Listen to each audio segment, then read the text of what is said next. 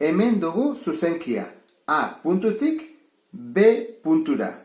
Eta erdibitzaileak esan nahi du. Zati hontan, zuzenki hontan, puntu erditik pasatzen den zuta marraztea. Orduan, goazen marraztea lehenengo konpasarekin. Orduan, konpasa sartzen dut orratza A puntuan, ikusten duzuen bezala. Ondoren, erdia baina luzeagoa zabaltzen dut konpasa eta egiten dut goitik bera. Adibidez, hemendik.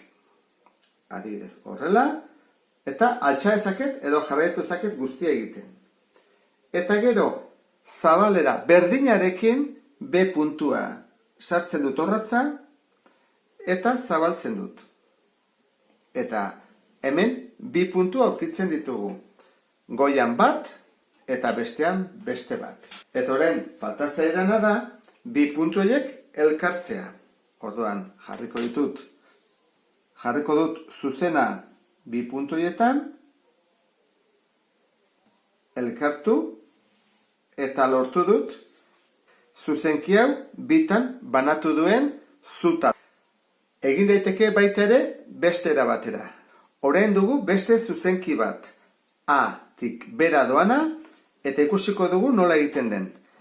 Hartu behar dugu erregla bat, edo eskuaira, momentu honetan bezala, 0-tik eta hemen ikusten duzuen bezala jartzen du 12,2 milimetro. Orduan, egin behar da, zatiketa 12,2 zati 2 da 6 eta milimetro bat. Orduan, hau da, erdiko puntua. Orduan, hoi baldin bada erdiko puntua, hartzen dut eskuaira, eta jartzen dut goiti bera egiteko, txukun horrela. Orduan, puntua hoi baldin bada, egin dezaket goiti bera. Horrela, eta gero, nahi baldin badut, luzatu beste alderaino izateko. Orain txingo dugu, importantea da, hori da. Eta orduan, hau izango izake baita ere, erditzailea bestean egin dugu konpasarekin eta orain eskuairarekin. Ikusten ez bezala, ate bat zegu, 80 gradu. Bestela, ez dugu egin ondo ariketa.